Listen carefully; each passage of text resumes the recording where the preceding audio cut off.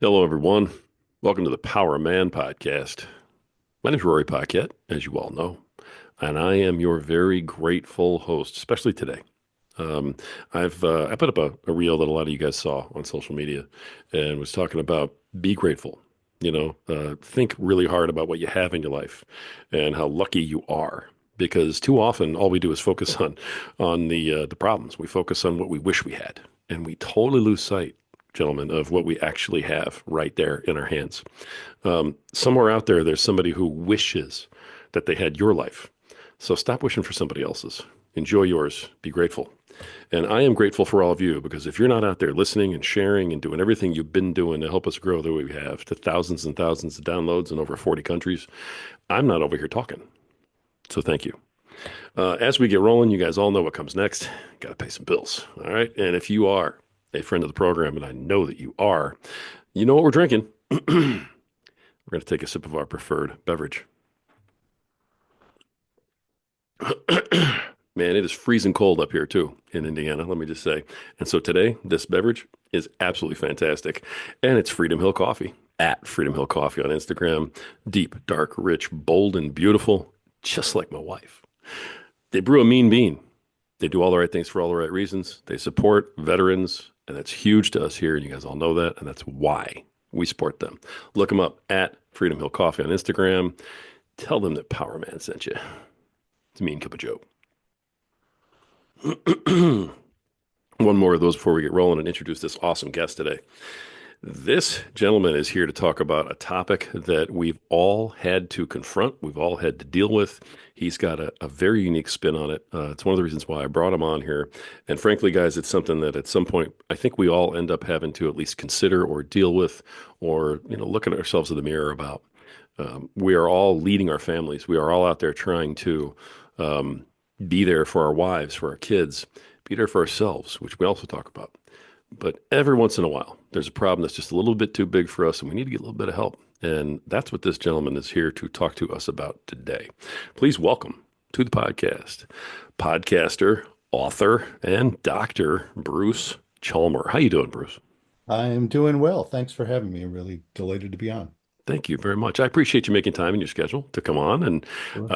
the you were telling me a little bit in the pre-interview about all the things that you have going on. You got books, you got a podcast, you got a business. You even have merch. Do you want to show everybody that real quick? Yeah, the merch is kind of the least of it, but by golly, yes, maybe this will segue into talking about the podcast. There you We go. have podcast merch. Actually, there's a mug I'm holding up for those of you who are just hearing this. It's the title of the podcast is Couples Therapy in 7 Words. And on the other side of the mug, and we have t-shirts, by the way, and tote bags too. We have awesome tote bags. Love it. It's amazing how easy it is to, design these things and get them up there. It doesn't cost anything, and people buy them. Love it. It's the 7 words of the podcast, Couples Therapy in 7 Words: be kind, don't panic, and have faith. Those are the 7 words. And I'm sure that they'll probably come up more in our conversation. But yes, we even have merch, by golly. I love it. I absolutely love it. And I did want to start with the podcast. So that's why I went to the merch. I thought that Yeah. was great. And, I talk to a lot of entrepreneurs, and these guys are always, looking for side hustles and things like that. And, here's a doctor who, has a podcast who also has merch. It's real, Mhm. guys. When I tell you to do this stuff, okay, you got a doctor over here who knows what he's doing. Okay. He's successful. He's got merch. So trust me when I tell you, you need to have some merch for whatever your brand is, gentlemen. All right. Easy to do. People can find that. It just didn't cost anything to, design. I forgot the name of the company, but they just, they do the merch. It's great. And you Did only you go pay through, for it when people buy it, so you don't have to pay up front. It's did you go nice. through like a Shopify type thing or one of Yeah, those? Or that kind of thing. I forgot the name. Forgot the name of the company, but yes, that's how we do it. if you think of it and you feel like plugging it, go right ahead and Sure. don't worry about it. But until then, I'm just glad that we're leading by example, which is beautiful. Now, you Hmm. do have a podcast. It's called Couples Therapy in 7 Words. Yes. Tell me a little bit, Bruce, about what got you started with the podcast, what it's about, and, Yep. what led you to doing that? Well, so it's a podcast that I do together with my wife, Judy Alexander.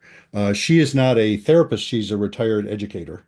But the history of the podcast is I came out with a book called Reigniting the Spark, and the publication date just happened to be February 29th, 2020. Now, if you recall, and like Leap Day, I thought, well, that's really auspicious, and the publisher was thinking, yep, we'll just do it on that day. What was that just in time for everything to shut down because of the pandemic? So we couldn't do any in-person promoting. So, we're thinking, well, gee, what might we do? And we were thinking, well, let's do a Facebook Live thing. And I asked my wife to participate because she's just wonderful in so many ways and she's really good on camera and her voice is beautiful and all that stuff. So we had a great time. We just enjoyed it. We had a lot of fun. You can even find that. I think I put it on my website. I'll plug my website, brucechalmer.com. If you look on there, you can somewhere on there you can find a link to that original Facebook Live launch. And so people heard that and said, "Ooh, you guys are good together. You should do a podcast." And around the same time, I was interviewed by somebody, about the book on a podcast, actually pretty popular podcast. And she said, "Oh, you guys, yeah, you're good. You should do a podcast." So we said, "All right, let's do a podcast." So the podcast, the title of the podcast, Couples Therapy in 7 Words, came from that 7 word formula. And we started doing it back in 2025, and we've now done, I think I just dropped episode, or maybe it's about to drop episode 200.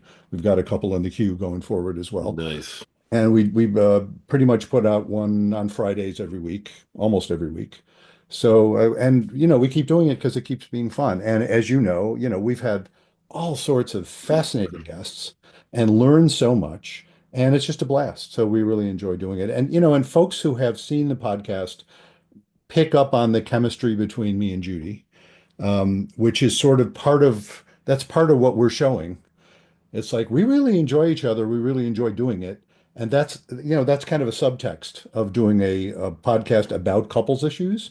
It's like we're a couple that really likes being a couple, and we're kind of illustrating that as we go. So that's another part of it as well. Once again, I love that you're leading by example in that way. Hmm. That's absolutely fantastic. Yeah. And let me also just absolutely compliment you. One of the reasons that you're obviously qualified to talk to men about, couples therapy is what you just said about your wife for the last 5 minutes. Mm. Lots of compliments, definitely acknowledging her, in the whole 9 yards. Excellent moves in case she listens to this podcast. Just wanted to throw that out Yes, pro tip, guys. Right. there. Yeah, and isn't that interesting? Yes, and that sort of smarmy little rhyme, happy wife, happy life. There's a reason why it's gendered that way. It's not mere coincidence. Hmm. And we as guys, it's a really good idea to recognize, no, there's reasons for that. There's reasons for that concept that says if we can actually live our lives in a way that honor the women in our lives, I'm not saying women shouldn't honor men too, Well, of but course, of course. not to overgeneralize, but they tend to when we honor them. Hmm. And so it's yeah, good tip for guys to take in. I Yeah. love that. And before we go to the next spot here, I want to dig into that just for a second. I love that you just said that they are more apt to, honor, guys if we're honoring them first. One Hmm. of the things that we're always talking about in this program is how you have to lead and you have to Hmm. be first. And Yeah. it's all well and good to sit here, a trap that men fall into that I see a lot. And feel free to speak to any of this. That I see a lot is we get into the blame game and the keeping score and Yeah. why should I have to because she isn't yada yada, Hmm. and then the next thing you know, you're going, well, if she leads, then maybe I will, and you're done at that point. Yeah. And it's Yeah, that is a classic issue. It's painful and painful for both parties. right. Often that'll happen. And it's often accompanied by a sense of despair. It's like, well, nothing I do seems to make a difference, so Yeah, why should I even attempt it? And it's fascinating because then when you talk to the other person in the couple, and this, gender-wise, this can work either way. But sure. when you talk to the other person in the couple, will say, well, I kind of gave up because I figured, nothing I do would make a difference. And it gets into a really self-fulfilling, nasty cycle. And a lot of the work of couples therapy, couples sessions, is to get a handle on that cycle so that you can decline the invitation to perpetuate it. Mm, And once when you start recognizing, oh, this is a nasty cycle that exists, it's not because either party is crazy or stupid or anything else. This happens to sane, non-crazy, non-evil people. regular old people, which most of us, well, almost all of us are, one of the things I say to couples, almost every couple in the first session, and I usually say it, it's funny, it seems to work out about 20 minutes in. I usually say something like, well, now that I've known you for 20 minutes and we're good buddies, I can already tell that neither one of you is crazy. And they usually laugh and they say, well, you haven't seen me. And I don't Right. mean to make fun of serious mental health issues. Every once in a great while, I've met a couple where I don't say that because somebody is. I mean, somebody's, dealing with untreated schizophrenia or somebody's having a bipolar manic episode. They're nuts. I mean, something is going on. But usually they're not crazy. And usually they're not evil. Do you know what I mean? It's not just that, oh, I see the problem. You're just an a-hole. That is rare in my practice. We can all act that way. I mean, Sure. we all have that capability, but that's usually not it. Although it's amazing what comes out of people when they get into panic. But typically, it's not because they're fundamentally evil or fundamentally crazy or fundamentally stupid. It's usually because they're panicking one way or another. And it's amazing how these patterns will take hold of good people and invite them to panic and behave in ways that just keep it going. Absolutely. I appreciate you jumping in on that, that comment, that theory there. Now back to the podcast a little bit. Is the Yes. podcast, is it more, informational, bringing on guests, saying, here's kind of what happens and why, or do you also have, some conversational episodes like you and I just had about, hey, this is what's actually happening in marriage, where, men can tune in and maybe hear some tips about how to deal Oh, with yeah. things. Well, all of the above. I mean, and whenever Great. we have guests, we're always learning stuff, about their particular angle on what they do. And we're having conversations that are very much as you're describing. It's like, yeah, you can pick up stuff from just hearing different takes on various kinds of relationship issues. And we cover, I never say, it's funny, I don't say this in my practice either. I never say I've seen it all, because just when I think I've seen it all, I'll see something as like, whoa, haven't seen that before. But we cover if you can think about it, we're open to covering it. So we have lots of the whole range of sex, the whole range of um, different kinds of approaches to couples therapy, different kinds of approaches to being in a couple. We've had folks who talk about polyamory. We've had folks who talk about queer relationships. We've had folks who talk about all sorts of stuff. It's funny, the polyamory thing. I've often noted um, I don't have my background before I was a psychologist. I was a statistician. I actually have a master's in statistics. But the first book I wrote was a statistics textbook back in Huh. 1986. That's, Oh, I go back to that. I enjoyed that stuff. I still do occasionally. But the point being, I don't have a random sample of folks. So anytime I hear about something like polyamory, it's not because it's working, it's because it's a shit show. It ain't going well. But of course, that's true of anybody. Nobody ever makes an appointment with me just to tell me how well everything is going, right. right?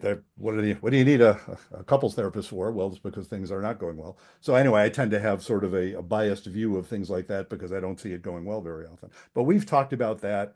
We've often we've had out of those 200 episodes, I actually counted recently. I think just over half have guests, maybe, so just under half, it's just me and Judy talking about whatever the heck we want to talk about. We've occasionally reacted to sort of interesting TV shows. We did a series several years ago of where we quote unquote interviewed biblical characters. We had a blast with that. The first one we did on that one, it's funny, we're recording this a couple of days after the Jewish holiday of Purim. Okay. I don't know if you're familiar with Purim, but it's a I am. hilarious holiday. And so we interviewed the king and Achashverosh and Vashti, the king and queen, in the beginning of the story in the Book of Esther. Okay. I shouldn't say it out loud because maybe people would know, but I played the king and Judy played the queen. And it's amazing. It took a lot of editing to get that to work out right because we were using different voices and stuff like that. But we had a blast doing that. So that's, we've had fun doing things like that as well. We I love also, yeah, that. we interviewed Adam and Eve who are having marital issues. We interviewed, I think, Abraham and Sarah was really upset because Abraham like almost killed their son. She was Right. kind of pissed off about that. So we had some good interviews. And those were meant to be funny, but the interesting thing about even those interviews was we learned stuff about those characters, or at least about our projection of those characters, that we didn't know before we started, just by play acting them. It was really a lot of fun. That sounds like fun. And I got to know because you mentioned it before. Did you get to play Adam also? Oh, yeah, I did play Adam. Yes, Okay. we flipped a coin and decided I would play Adam and she would play Eve. We did, we flipped a coin. So I mean, there's a fig leaf issue you have to address there, you know, so there. Oh, yes, there was. Yes. okay, good deal. Yeah. I love that you're having fun with your podcast, though. I mean, as Hmm. someone who's a professional podcaster, I love the fact that people will, obviously take care of their listeners and apply all these different things, make it informative and educational, and participation, is big, but to also just have fun as a Yes. podcaster and offer Yeah. new stuff. I Yep. applaud you for that. Not many people have the brass tacks to do that. Oh, thank you. Well, it is fun, and as you know, the barrier to entry is pretty low. Let's face it. It's You know why there's so It's damn many true. podcasts? Because it's not hard to start one, is it? It's true. You And can now you with can use your that, phone. and Yeah. we don't need to do it. We do it because we enjoy it. That's, why else do it? And we're at that point in our lives and careers. I'm a few years older than Judy, but I'm how old am I now? 73. And I have to do the math, right? That's It's sort of pretty the good. hallmark of being 73. It's like, how old am I again? Um, but we're at that place where, well, we're doing it because it's fun to do, and we do get a lot of positive feedback from folks who enjoy it. So that's rewarding as well. You're checking all the boxes. That's beautiful. Yeah. That really is. I love it. Now, if we can move from the podcast over to some of these books, you mentioned the first book you wrote, Yeah. but you've written three books, and Hmm. I'm guessing that wasn't just all for fun. I mean, you pour a lot of knowledge and stuff like that into these books. Do Yeah. you want to tell us about them and kind of what each one addresses? Yes, be happy to. So, yeah, that first one, and I'll hold up the prop here since I have a Great. copy of the paperback. It is available in all the formats, ebook and also audiobook where I did the narration. Okay. So it's called Reigniting the Spark, why stable relationships lose intimacy and how to get it back. Yeah, this one is, I wrote, why does anybody write a book? I think I have good stuff to say. That's why anybody ever writes a book. There you go. And what really and it's funny, if you kind of do the math, I was well into my career when I wrote that. I was already in my, well, 5 years ago it came out, so I was late 60s. And I've learned a lot from the people I work with. That's really what I'm reflecting. It's like, wow, working with all of these couples who give me the great privilege of inviting me into their lives to help them with things that are really painful. It's an enormous privilege. It feels like sacred work. There's a calling aspect to it. It's not just a job, it's a vocation. Mhm. And that sense of wanting to share what I've learned from those people, I think that gives me a good feeling to have written that book. And the people who read it often will say, wow, this has helped me in various ways. So that book is oriented especially around those 7 words I mentioned of the podcast. So I can tell you briefly about where the 7 words came from. Love to. Um, the origin story there. I've been in private practice now for just over 30 years. And early on, so we're probably talking the first 2, 3 years of that practice, I was in a consultation group with some colleagues. We were sitting around, talking about stuff as we are apt to do, which is a good thing to do. And we were on our way out. And one of my colleagues, I don't even remember exactly why he did this, but I remember who it was though. He turned to me and said, "How do you do couples therapy anyway?" you know, Kind of a weird question. It's like, on the way out, you want me to sum that up?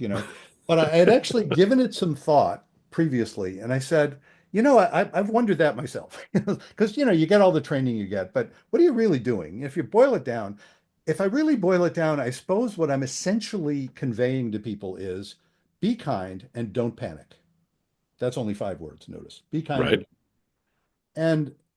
And he said, "Oh, that's interesting." And I started sort of saying that to some folks. I'm saying, if you boil down all this stuff, basically what we're doing here is trying to get that sense of be kind and don't panic. And people said, "Oh, that's interesting," because that fits together. You can't be kind, and when I say be kind, I don't just mean be nice.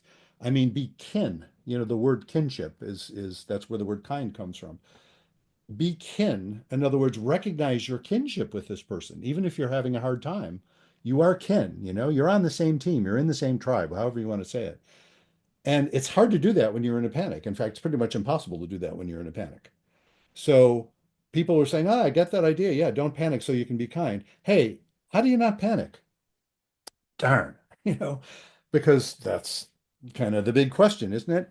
So I gave that some thought over a period of time, and I added two words to the formula: be kind, don't panic, and have faith. And I got to recognize just saying have faith doesn't tell you much, you know? Really, that's not so much an instruction as an observation. What I noticed was if I thought about the couples I work with, and they're coming, usually people are not seeing a couples therapist lightly, Sure. something's wrong, they're in pain. We'll talk, I'm sure we'll talk in a little while about the guy's view of this Hmm. because stereotypically it's the woman who wants to. Of course, there are exceptions to that, but overwhelmingly it's women who are, if a guy's making the appointment, it's almost always because the woman is saying, you better make the appointment. If a woman's making the appointment, it's almost always because she's thinking, I want to make an appointment. Yeah. I know there are exceptions, but that's the trend. So, why are people doing this? Well, what I noted was among the people who I've worked with, where it seems to it works. Now, what do I mean by works? I don't, when I say couples therapy works, I don't mean they necessarily stay together. I don't measure success by whether they stay together or not. But the ones who do stay together, and I'm working, lots of folks are dealing with really heavy stuff like infidelity, for example, all sorts of, all kinds of issues. If you can imagine it, I've probably dealt with it. And the couples that manage to get through that and end up feeling like, wow, we're grateful, speaking of gratitude, which I know is you start your podcast with, the couples that end up grateful for the process are the ones that I would say, seems to me what they are manifesting is faith. Now, what do I mean by faith? I don't necessarily mean religious faith, although certainly religious faith is often helpful. But I've known very religious people who don't seem to be manifesting faith as I describe it. And I've known very secular people who do manifest it. So, what do I mean by faith? I mean that basic sense, it's a mindset, that basic sense that reality is right to be what it is, even when it sucks, even when it's painful, even when we can't understand it, even when you're dealing with someone and you can't understand how they could have been this way when you thought you knew who they were. There's something right about it, so you have to take it as meaningful and work with it instead of insisting that it not be true. That's what I mean by a mindset of faith. The folks who manifested that were the ones who could face what they needed to face without panic. And therefore, they could recognize that common kinship and then they could get someplace. So that's kind of what gave rise to the formula. So that first book, Reigniting the Spark, I oriented. In fact, my original title, but the publisher disagreed, and he knew what he was doing more than I did, so I went with him. But my original title was Couples Therapy in 7 Words, and so they named it, no, Reigniting the Spark, because of course that notion of reigniting the spark can follow from when you are doing the sort of work you need to do when the spark is not so, when the spark isn't so sparky anymore. Right. The work you can do can have that effect of reigniting it. Yeah, for sure. I mean, I love your title, but I have to go with publisher on this one. And I don't Yeah, usually, I it's don't fine. usually, but I think they saved your bacon on that one. That's pretty good. Yeah, That's good. I suspect so. Yeah. I mean, honestly, be kind, don't panic, and have faith is a great title for a book. Mhm. It's I sort could of have done sets that it one all too. out. Yeah. Yeah. Yeah. And then you have a second book, and just briefly, what's that about? Yes. So this one is the one that I like to say has a snarky title. It's called It's Not About Communication. There's an exclamation point there just to make it snarkier. And then the subtitle is even snarkier. Why everything you know about couples therapy is wrong. That's now, I Okay. tend not to be a mean, snarky guy, I think. I think most people who know me would say, oh, he's not snarky, funny, Okay. maybe, yeah. But I don't lead with sarcasm. So Okay. why do I write a book with such a snarky title? Well, almost everybody, I once did a seat of the pants guess, it's like 80%, just to pull a number out, of the couples who, come to see me and I'm asking them in the first session, essentially, I have various ways of asking it, but like, what's going on? And they'll tell me, oh, well, we need to communicate better. Clearly, we need tools for communication. Every time we try to have our discussion about anything we disagree about, it ends up in a horrible fight, or it ends up in a deep freeze, or some combination of that. Or, obviously we just need to communicate better. Can you give us some tools, some rules for communicating? Not a weird thing to want, is it? I mean, of course, that's what people want. What I note, though, is the vast, vast majority of the folks I work with are actually very effective communicators. Now, there's some exceptions, interesting exceptions. Every once in a while, I'll meet somebody who's somewhere on the autistic spectrum.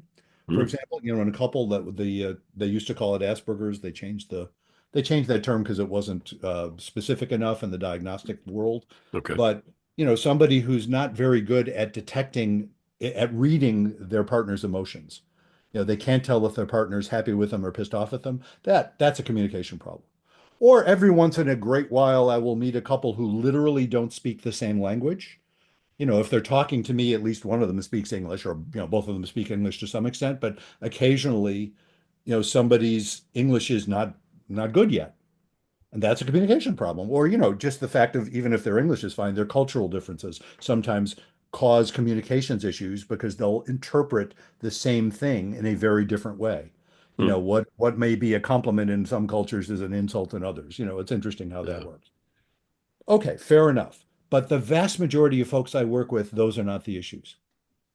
The vast majority of folks I work with are very skillfully and effectively communicating, and the problem is what they're communicating, not how they're communicating. They're communicating anger, they're communicating mistrust, they're communicating condescension, they're communicating contempt, they're communicating all kinds of things very effectively. And Wow. no amount of clever communications tools, and perhaps anybody who's in the therapy world or has been in therapy has heard of things like, oh, do I statements, not you statements. You know that one?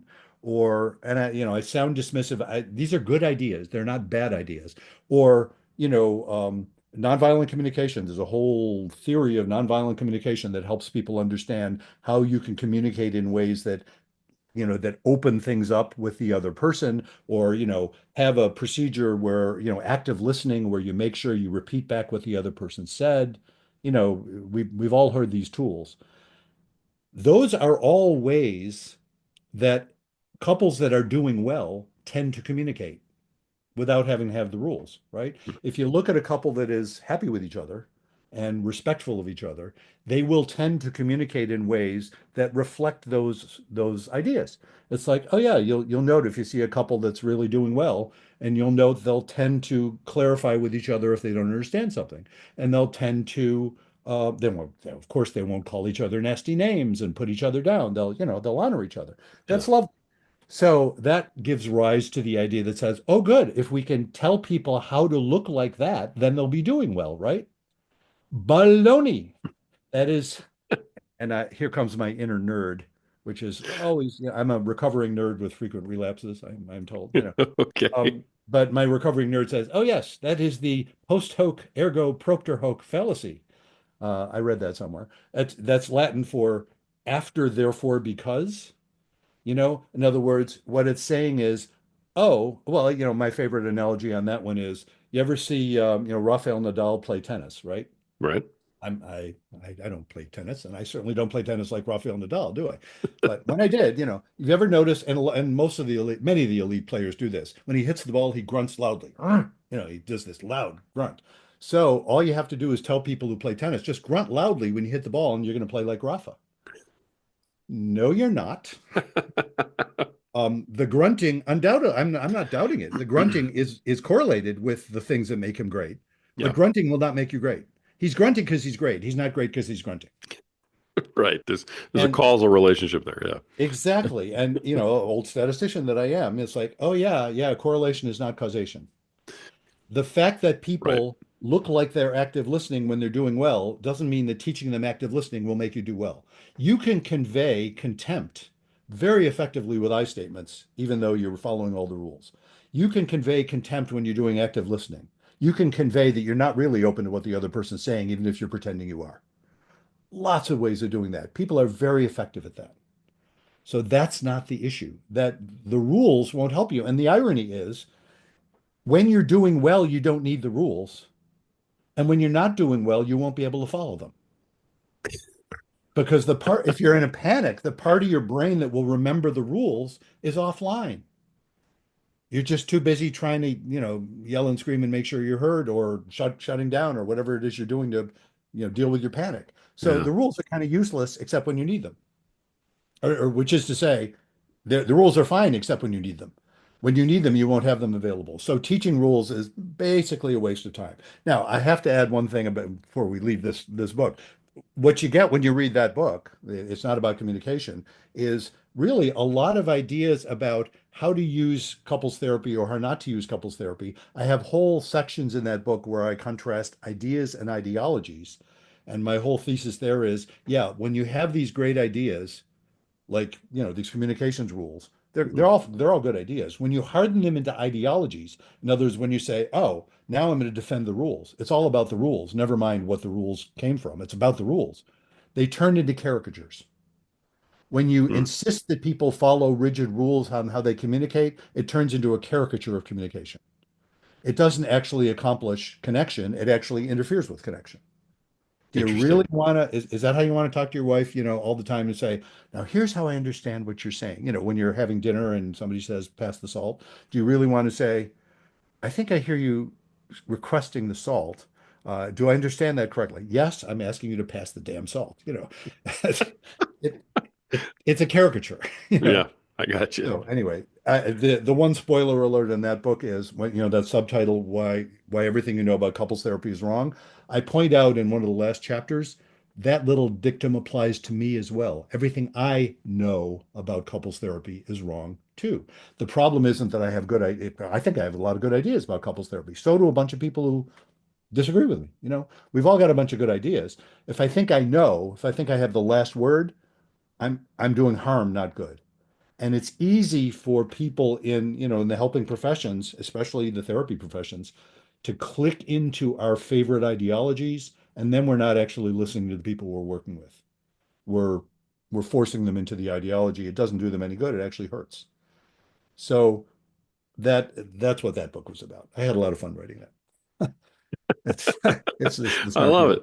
No, yes. I love it, and thank you for expounding on all of it too. As you Oh, went. sure. Yeah. And so then that kind of closes our circle, takes us to your third book, Yes. which also is, I think pretty relevant to the other topic we wanted to discuss today. So tell us Absolutely. about the most recent book, what it's called, Yes. what it's about, and yeah, then we can get into, why men don't want to do this. Yes, right on. Yeah, this most recent book is called Betrayal and Forgiveness: How to Navigate the Turmoil and Learn to Trust Again. And this one is, I would say the most, what can I say? It's kind of a go-to book if you're in pain. I mean, the others can help with that as well, Mhm. but Betrayal and Forgiveness, I mean, this has come up when I've talked about this before. If you're old enough, you've probably been betrayed. Now, I realize there are big betrayals and small betrayals. And I'm using the word betrayal as a pretty big word. If somebody cuts you off in traffic, they haven't betrayed you. They've pissed you off. They might have put you in danger even. I'm not minimizing that. But it's not a betrayal. Betrayal is relative to a particular set of expectations you have about the relationship. Your spouse can betray you. Some stranger can't betray you. They can be awful to you, but they can't betray you. Betray or a good friend can betray you. A coworker or a boss or an employee can betray you. All of those are relative to the expectations you have about that particular relationship. Infidelity is only a betrayal with respect to expectations you have of fidelity. A good friend Yeah, can't betray you with infidelity unless they're sleeping with your wife, but that's that's another story. That's your wife betraying you as well as your friend. But a good friend doesn't owe you fidelity, sexual fidelity if you don't have a sexual relationship with them. They could betray you and they could disappoint you, but that's not the same as betrayal. So betrayal, what I'm saying is, yeah, if you've been around long enough, you've had your heart broken probably. That's a betrayal. for sure. Or, something has caused you to question, who is this person I thought I knew? And what's the matter with me that I didn't know it? You're talking about things in That's, terms of like confidentiality and stuff like that too. Like you tell your yes, friend something and you expect that he's not going to go, put it on social media, and the next thing you know, he's telling everybody in town.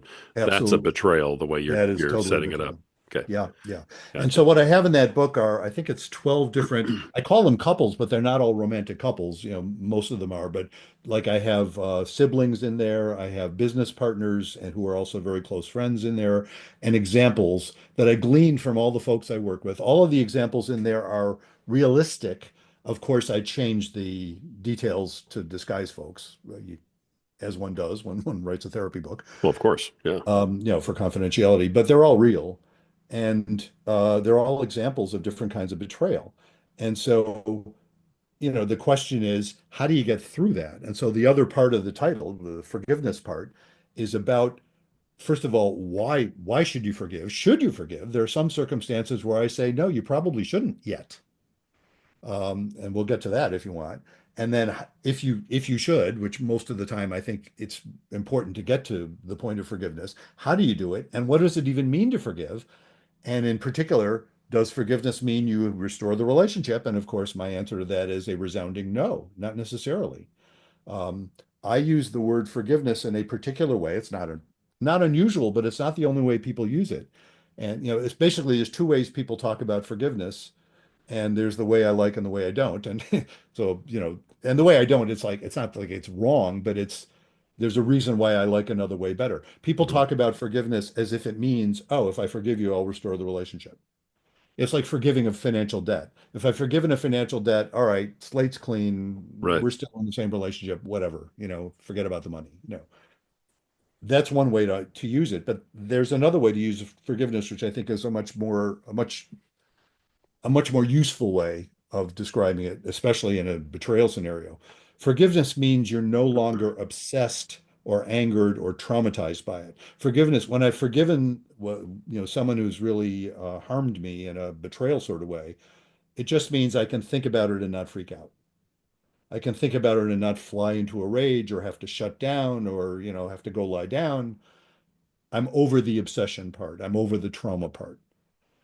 I see. That doesn't at all mean that I trust the person, doesn't mean I want to restore the relationship, doesn't mean anything about the other person. It's really as somebody I heard this, I think it came out of 12-step programs. I think they say this a lot. Forgiveness is an inside job. You're forgiving for your own sake. Anne Lamott has a famous quote about this. She's a novelist, but she's written a lot about this sort of thing. And she has a famous quote, something to the effect that to not forgive is like drinking rat poison and waiting for the rat to die, which I love that concept. It's like, yeah, Right. forgiveness gets the poison out of you. Then you can think about the rat. Then you can say, Right. all right, what do I do with this person? And so, and we can get into, I have a whole like 3 steps of forgiveness, but I think maybe where we want to go is where's therapy fit into this, right? And what's the deal with guys in therapy? Do you think we Well, should go in that direction? yeah, I was going to say we can, in the interest of time, because I'd love to talk about all these things, but I do want Yeah, to go yeah, there. I do yeah, also want to sort of preface, moving that direction with this forgiveness idea. Okay, because yes, I know that from a guy's standpoint, from when men are dealing with this, they don't forgive if they aren't able to forget. So it's like yes, as long as they're still remembering, as long as it still hurts, there is no forgiveness. And yes. it seems like that's a very black and white. Whereas I think when you start to really peel back this onion and you have all these different layers, I'm guessing, and so I'm looking to you for some confirmation on this. It would seem like women would lean a lot more towards that split definition that you were talking about earlier, where you can still be feeling all this hurt and there is no clean slate, but I have forgiven you in some capacity. Ah, Whereas men are just much more black and white, I think, in terms of if I'm I, still you hurt, know, forget it. interesting question. I hadn't thought of that way. I hadn't thought of the genders that way. That no, women could be really black and white about that too. Can they? Okay. Yeah, yeah. I mean, I think it manifests maybe in different ways, but women might feel a sort of pressure to say, well, I have to stay with you, and I have to somehow figure out how to be nice to you, even though, no, I haven't forgiven you. I'm Okay. still really hurt when I think about it. I think women maybe can fake that more than men can. It could be. It's sort of like orgasms, Women can fake it better than men can. I was just Not that thinking men that. I don't, by the wasn't going to way. say it, but Yeah, well, I'll say it. Um, I mean, you're the there are, doctor. You can do there are that. those differences that Okay. obviously there's lots of differences between men and women. Sure. But no, I think in terms of the black and white thing, I've seen that in both men and women a lot. I don't Interesting. know that that's that different. Interesting. But that idea, as you pointed out, for a lot of men, that idea that says, no, I can't, forgive and forget, of course, that phrase is absurd. The only Yeah. way that happens if you have dementia, and that's, I don't recommend that as a cure for Right. for betrayal. You're not going to forget it, and indeed, in evolutionary terms, we've evolved in such a way that we don't forget hurt. We shouldn't forget hurt. The panic process that happens initially isn't because your brain is malfunctioning, it's because your brain's doing what it's supposed to do. PTSD, I've often, earlier in my career, I did a lot of work with folks who were dealing with PTSD, Hmm. with veterans, with first responders. Um, I'm trained in EMDR and I'm also trained in hypnosis. Those are both techniques that are often used with folks Yeah. dealing with trauma. And I've often pointed out PTSD is not, it is a disorder in the sense of, yes, it messes up your life, but it's not a malfunction. It's not like, oh, there's something wrong with your brain. It's like, nope, that's what your brain's supposed to do. We evolved in such a way that we panicked way too much rather than way too little. Those of our ancestors who panicked too little didn't become our ancestors. They got eaten, right? They couldn't reproduce. They got eaten too quick. They were There saying, you oh, go. pushing saber-tooth tiger. Now that's not the response right now. You know? So we panic too much rather than too little. That's basically what PTSD is. It's like, no, part of your brain is trying to say, ooh, this is just enough similar to those really, really dangerous circumstances that we better panic right now. That's what Right. panic is for. So you can't do away with it. But that phenomenon of panicking when you think about something, the way to heal from that, and this is the cure for cure is probably too strong a term, but this is how you treat PTSD. You need enough experiences of mentally visiting the dangerous thoughts so that the thoughts aren't dangerous anymore. The memory is a memory. It's like, okay, you can remember that horrible time when you were almost killed or when you were almost, when you were badly betrayed by someone. You can remember it without going into panic because your brain knows the difference between a memory and the actual event. Initially, your brain does not know that difference. Ah, So the way you learn that is by sufficient experiences of going there mentally and in when you're not freaking out. So your brain says, "Oh, look at that. We can go there and not actually be in danger. I guess it's okay. I guess it's safe." And then you can think about it. It's not a happy memory, but it doesn't have to be a panic memory. So that's what I mean by forgiveness is when you're able to process that trauma so that you're no longer freaking out. yeah. I appreciate that breakdown. I mean Yeah. that does put a finer point on it. Mhm. And then yes, you alluded to earlier. I mean, obviously you deal with all sorts of people, men and women, Mhm. and the whole nine yards. But one of the questions that I had right from the beginning, when we first started talking, about you coming on the podcast, especially, was that men just have an absolute reservation about doing any of this stuff. Yes. And so, I guess there's a question as to, why Mhm. we as men don't want to do this at all. Because when you Yeah. can figure out the why, sometimes you can help, get past it. But then there's also, what do you want to tell men to get them to make that leap? Because Yep. I think I've been in some couples therapy and it was many, many moons ago. And Mhm. nothing, but my experience was not great when I went Mhm. through it, but I know why. And a big part of that I found out is because I brought the wrong attitude into that room to have that couples therapy Mhm. back in the day.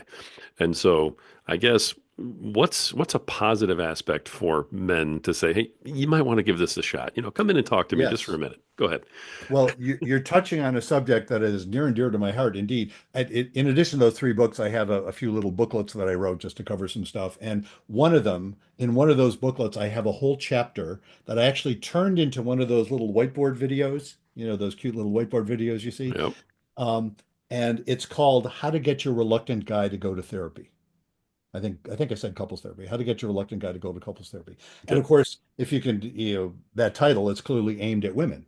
Right. It's aimed at women who are having trouble getting the guy to go. But I think it's really important for guys to understand this because, spoiler alert, right? What do I basically tell women? I start off in that I go through, I think I did it as a top 10 list like Letterman, the top 10 reasons women think guys won't go to therapy. Because and often it's because this is what the guy's telling them. Of some of my favorites on there, the guy will say, "Well, you're the one who's unhappy, so you should go." I'm not unhappy. I'm only happy because you're unhappy. If you Sure. weren't so pissed off at me all the time, we'd be fine. What's the matter with you? Or if you weren't so dissatisfied or, whatever. So there's that. There's the one about what women end up thinking often is that the guy doesn't care. He doesn't care enough about me to go. Hmm. And what I point out to folks I work with, and I point out in that video is That is certainly not my experience, and I'm guessing the guys listening to this, it's probably not your experience. It isn't that we don't care. In fact, we usually care deeply. If a woman we love is really pissed or really hurt and is saying, "You need to go to therapy with me," it's not that we don't care. It's because we're terrified. We, of course, are guys and won't admit that, Right. but it's because we're terrified. And what I point out to the women in that video, and I'm pointing out to guys too, we have good reason to be terrified.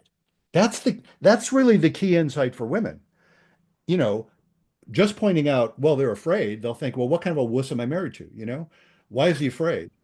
But when you realize, actually, we're not crazy to be afraid. And Roy, you touched on it yourself when you said you've had, like so many of the guys listening to this, me too, by the way, have had that experience of being in couples therapy that wasn't, aside from not pleasant, whether or not it was pleasant, it wasn't helpful. Right.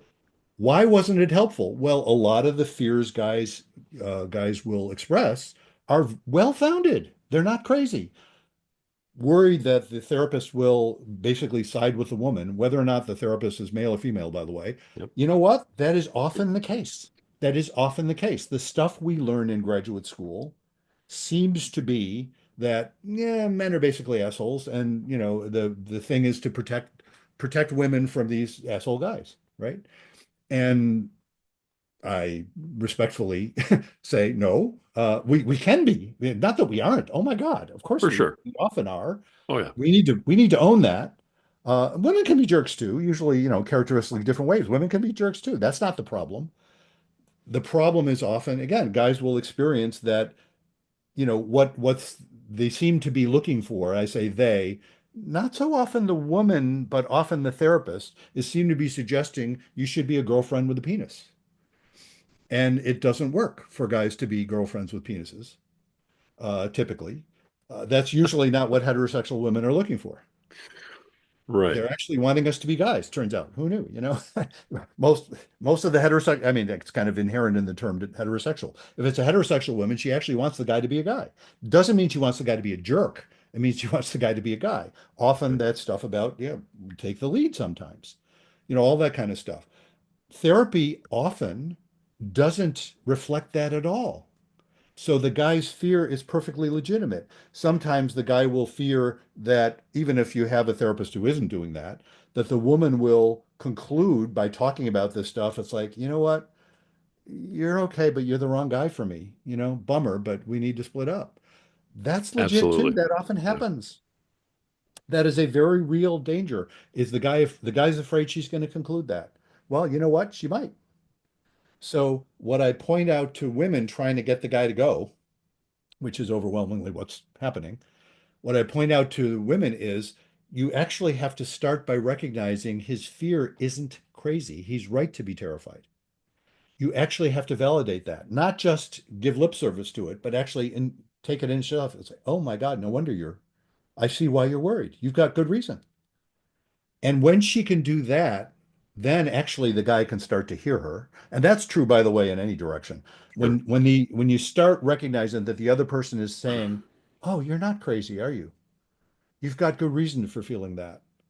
Then you can actually start to hear. It's what I like to refer to as the oh shit moment. And I call it the oh shit moment rather than the aha moment. The aha moment is lovely. We should all have aha moments. Aha moments. Aha, we've got it. We've got the solution. Right. Eureka. We've got it. Those are lovely. But the oh shit moment isn't that because you haven't solved the problem yet. But what you've done is suddenly realize, oh shit, this is why we're in this spot. Oh my God, you're not crazy, but neither am I. Oh boy, but we are in conflict, aren't we? I say, I see why you feel that way. Oh shit. So when you do that with respect to that issue of going to therapy, often the guy will start to hear, yeah, he'll see, oh, you're finally not thinking I'm crazy here. You're finally understanding me. And then he can maybe open up and say, okay, tell me why you want to go. Tell me what do you think? And then the woman can say, I've really been unhappy and I don't think you've been hearing that. And I'm worried that we don't seem to be able to do this by ourselves. I'm hoping that bringing in some third party can actually benefit us. I don't know if it can, but maybe it can. Then often the guy is willing to say, Yeah, fair enough. Let's do that because I don't want you to be unhappy. I haven't been delighted myself because I can see how unhappy you are. And then you got a shot. I love the oh shit moment, part of that. That's an absolutely beautiful way of describing that. I'm going to put you on the spot, see if maybe we can dispel one of these myths. Do Mm-hmm. you find, I know one of the things that guys talk about the most is basically the woman just wants to win, Mm-hmm. and because too often we get into that keeping score mentality. Yeah. And you figure, all right, if I actually go into this game, especially if we're talking to a female therapist, Yep. then it's 2-on-1. I'm Mm-hmm. going to lose. She's Mm-hmm. going to basically tell her that all of her stuff is right. And, that's going to hurt a variety of ways. I mean, aside from the fact that you're just going to go in and lose, what does Mm-hmm. that losing mean? Does it mean I lose my marriage? Does it mean I have to be some beta male the rest of my life and not, do what I need to do? Yeah. It's very tough for guys. So I guess my question to you is, as someone who's sitting in that chair when these two people walk in, do you find more often or less often that um, the wife comes in with the idea that she wants to basically win and then Mm-hmm. turns into, hey, I want to solve things? Or do Mm-hmm. they legitimately come in the door going, I really want to solve things and hear what my husband has to say? Oh yeah. I start with the assumption that it's the latter, that they come Okay. in with a legitimate sense. No, I really want to solve things. It's very rare. Well, I will hear stories about some of those previous therapy that people have done that hasn't worked well.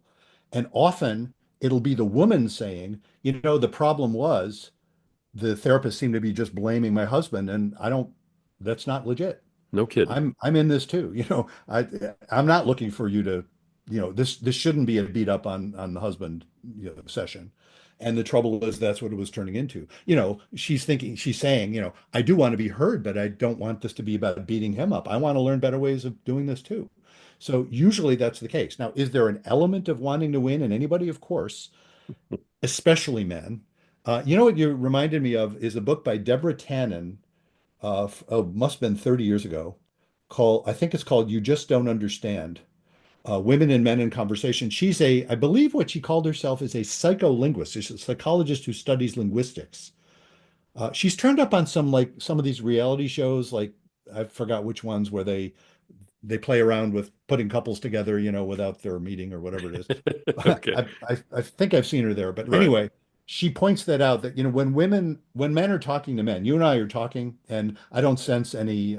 Fortunately, I sense no animosity from you. I certainly hope you don't sense anything Oh, from not me. at all. But we're both sitting here thinking, but I'm damned if I'm going to lose. I'm not going to lose this. Right? We're not. We don't seem to be competing, so we're cool. Right. But that's kind of the male thing. With women, it's way more complex. I'm not saying women are nicer. It's not about that. But women are negotiating relationship constantly. Men, it's much more about how's my status. Women, it's more about how are we doing with each other here. We like Hmm. each other. We don't like each other. We liking the same people. Are we, there's that. Yeah. It's a more complex thing. It's sort of more nuanced. With men, it's more about we winning or losing. How are we doing? If as long as we're not losing, okay, then I can listen to you. Right. And so there is an element there I think is different with men and women. But again, no, most of the time when people come in, well, this is an assumption I start with, and that's important too. Because if I started with the assumption that, well, she just wants to win or he just wants to win, I will shape the conversation in that direction.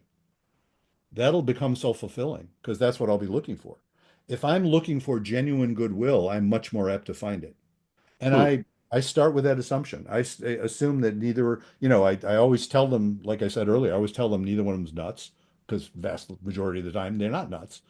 And that seems, they smile at that, but they also, there's some relief there. It's like, okay, he's not trying to diagnose why we're so crazy because I'm not. I don't think that's the case. What it reminds me of? It's funny. I'm going to be interviewed on the Durate the Hate podcast. I don't know if you've heard of that. Wilk Wilkinson.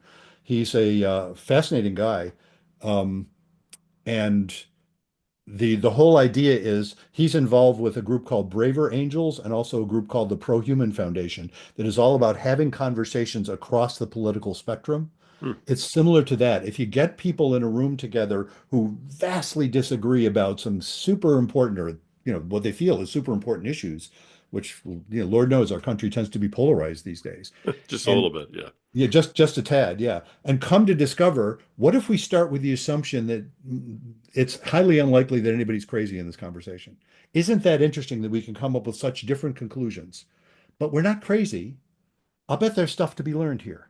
We can actually hear ideas that might be challenging to our own precious ideas without getting ideological. Well, it's the same thing in couples therapy. That's why I wrote about it in that second book about couples therapy. It's like it's the same thing. If you come in with the understanding that here are two people who almost certainly aren't crazy, are basically of goodwill, don't mean ill toward each other, and have come up with very different conclusions about what's going on, often very blameful conclusions. If you can open that up with a sense of, if you think that it's coming from somewhere, I'm not trying to say you're right or wrong. It's not about that. But if you're thinking that's the case, it's coming from somewhere that's probably important. We should look at it rather than dismiss it or reject it or shut down in the face of it. That's how couples therapy can work. It's, moments of intimacy. Mm. That's the way I define intimacy. It's not just sex. Intimacy is when you actually can be present and honest with yourself and in the presence of someone else doing the same. If you can actually have intimate moments, that's where growth happens. That's where the oh shit moment happens. That's where somebody can Right. say, "Oh my God, I hadn't thought of it that way." I'm not dismissing how I think, but I'm starting to get how you think. Oh, gee, no wonder. No wonder we're having Interesting. this. I love that you're dispelling some of these myths because I know just from hearing from men directly that these are some of the things they're worried about in terms of going in and starting a process. Yeah, They're they have worried good about reason. opening a Yeah. wound that they won't be able to close, Yes. type of thing. Yep. Many of them, it's you end up sort of having the conversation. Well, she's going to leave you if you don't go to therapy, so Yep. you don't really have a lot to lose. I hate That's to say usually that. what gets guys, what overcomes those fears. Yeah. And I'm not saying that's a wonderful thing, but it's an understandable thing. It's Yeah. when he realizes, well, I got nothing to lose here because I'm going to lose her anyway, and I don't want to lose her. And Right. that's an important proviso. I don't want to lose her. The vast majority of the people who come in, they're not looking, mostly, they're not looking to break up. Occasionally, I'll meet couples where one of them clearly and is hoping to let down the other one easy. Oh, And that yeah. can go gender-wise either way. I've seen that both ways. But more often, it's like, wow, we can't keep going like it's going. So the marriage is at risk, but we don't want to lose it if we can find a way of finding each other again. At one time we did. Let's find each other again. Yeah. One of the last questions I have for you is, men inevitably get to this point where it's I have nothing to lose. If I don't do this, we're never going to get it fixed. She's Right. never going to let this go, because I've heard that, and I know that a lot of folks will kind of agree that once your wife starts talking about I want to go to therapy, that's not something that goes away if you ignore it. If she wants to That go is to therapy, correct. right? So you're already on the track as soon as she brings it up, and you can resist, but it doesn't help, and you're not going to get out of it. So, what can you tell, my listeners who are 80% husbands and fathers Hmm. about, and you're talking to the 20% mothers and wives out there also, because we do Yeah. have a female contingent that listens to this program, Hmm. and they're going to want to know how to handle, this from their end. Yeah. But what can you tell my guys out there, especially the in terms of the mindset they should have, the expectation they should have, and what to go in, hoping to get out of therapy, especially when they first go in the door and they're starting it and they've kind of caved in their mind, they've caved, they've lost. Yeah. Now I got to Yeah. go. What can you tell them Hmm. about how to go in the door and approach it so that they don't end up losing and they can Yeah. actually benefit from this? Yeah. Yeah. One of the keys that in fact, I usually talk about this in the first session with folks. I talk about the chief skill of intimacy that lets you get to those oh shit moments is the willingness and ability to tolerate anxiety rather than avoid it. They're going to feel Mm, anxiety. If they're not scared, they're missing something. It should be scary. I'm not saying that's a good thing by itself. I'm just saying if you're not scared, you're in denial. You know what I mean? It's right. like, yeah, of course it will be scary. So you go in with that recognition, and your job is, yes, you can be scared, but you still have to be a grown up as much as you can. And that means radically respecting yourself and radically respecting your wife and even radically respecting the therapist which is probably the least important of those three things, but going in with that sort of open mind and recognizing, yeah, there will be some anxiety. What the therapist needs is that same radical respect. And that's where I think the bad experiences a lot of guys have had. And look, I'm not trying to let us as guys off the hook. A lot of times we have bad experiences, like you said, it's we go in with the wrong attitude. But a lot of times it's not just our attitude. It's like, no, what you're getting from the therapist is not respect for guys as well as for women. That does happen. So you need to be on the lookout for that. Again, respecting your wife as well. And, I invite women to recognize that as well. You need to see that the therapist needs to really clearly respect both parties rather than pathologizing people. And so you go in with that attitude, but expect it to suck. That's another one of my favorite phrases. If you're facing something, it's like, okay, you got to go. It's, the first time after some breach has happened, or especially, this is especially true, by the way, when there's reconciliation. There's been some big breach, and both sides have been complaining to their respective families about how awful the other person is. And then they decide to reconcile. And Hmm. now they're showing up at the family event the first time, after your wife has been talking about how awful you are, and now Right. she's saying, "Oh, I guess he's not that awful after all." Now you got to face the in-laws, Expect it to suck because it perhaps will. And by expecting it to suck, set your expectations, as I like to say, delightfully low. And that way it won't suck as bad as you feared and you'll feel better. Love it. So it's kind of like, yeah, go into therapy, expect it to suck, but also respect your own intelligence, respect your own ability to handle some anxiety. Don't try to dismiss the anxiety though, because as I say, if you got to be willing to recognize you have good reason to be scared. You don't want to lose your wife because you love her, and you could. That would suck. But if you do this with an open mind, you also might discover, well, what you'll find when things go well, and again, this is especially true when there's been a big betrayal. Couples that can survive something like infidelity, the only way they survive it with any sort of durability is if their relationship ends up better than it ever was. If you think about that, Mm. how it was is what led them into trouble. Yeah. Again, I'm not trying to let people off the hook for doing things they shouldn't have done, but Right. I'm just observing the couples that do well through a crisis and come out the other side. They're the ones I mentioned earlier who are expressing gratitude. They're saying, wow, look how much better we are for having gone through this. It sucked. Never had anybody say, hey, thanks for cheating. Haven't heard that one. I have absolutely heard people say words to the effect of, thanks for precipitating the crisis. Apparently, we needed one. Because look how much better we are now. We can really hear each other. We can really feel that sense of connection. It's really beautiful. Didn't even know that before.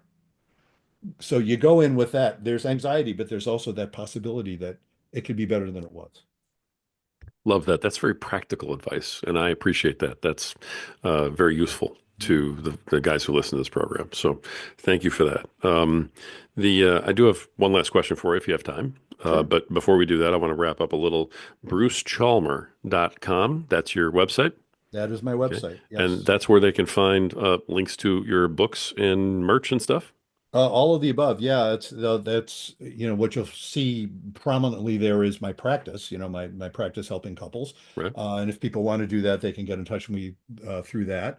They'll also find links to my blog, which has all of our podcast episodes on it. We also have a podcast website.